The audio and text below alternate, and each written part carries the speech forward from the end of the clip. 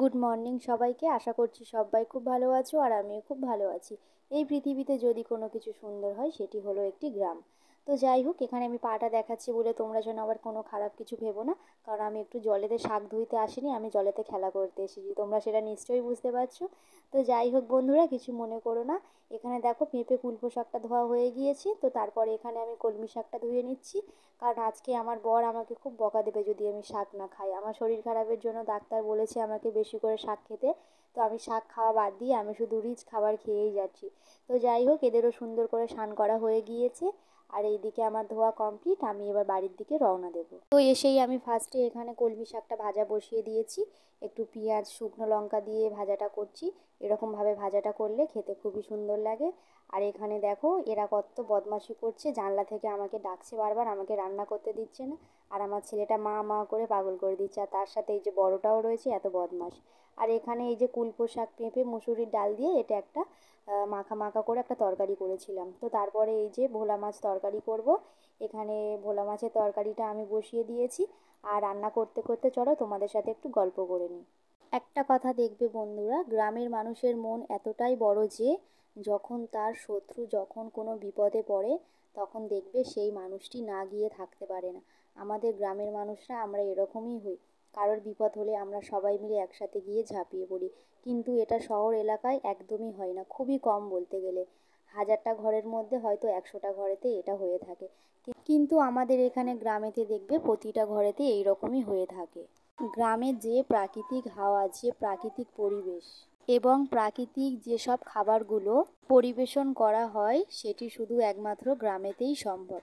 কথাটা শুনতে খারাপ লাগলেও এটাই বাস্তব বন্ধুরা। চোখ বন্ধ করলে গ্রামের সেই দৃশ্যটি যদি একবার ভেসে ওঠে তোমাদের মনের মধ্যে, তাহলে দেখবে কত সুন্দর একটি দৃশ্য লাগে।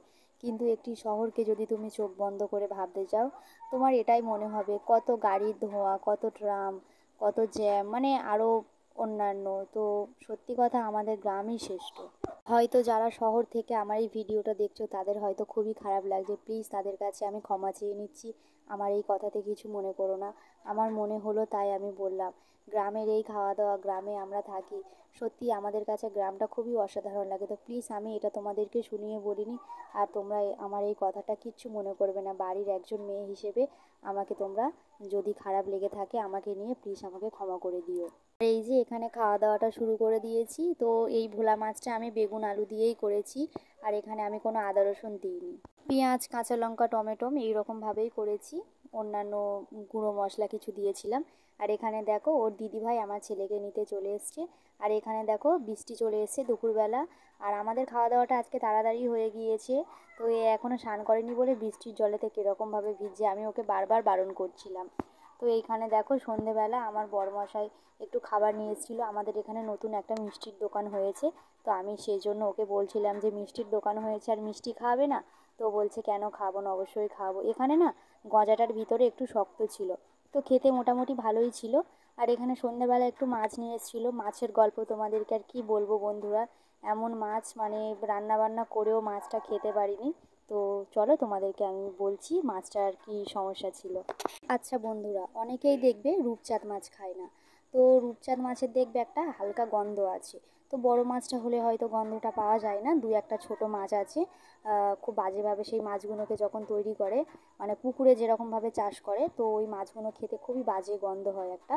তো ঠিক সেই রকমই এই মাছটা আমি মানে এত ভালো করে রান্না বান্না করেছিলাম, করেও খেতে পারিনি। এই মাছটা এত বাজে গন্ধ ছিল মাছের ছালটায়, মানে মাছের তরকারিটাও খাওয়া যায়নি। মানে সব কিছু দিয়ে করেছিলাম, আদা রসুন টমেটো কালো জিরে, যেমন একটা মাছের ঝাল করে।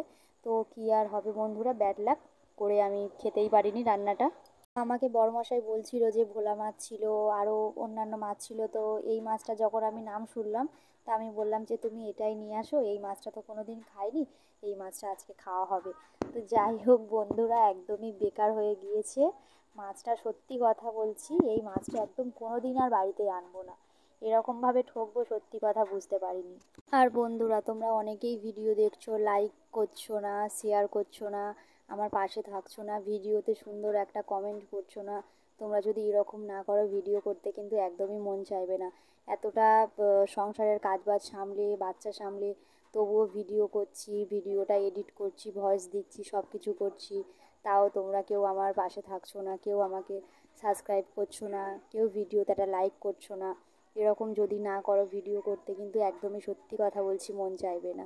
তো প্লিজ সবাই পাশে থাকবে, সবাই আমাকে হেল্প করবে। কোনটা আমার ভিডিওর মধ্যে ভুল হয়, কোনটা ঠিক হয়, তোমরা অবশ্যই আমাকে কমেন্টে জানাবে।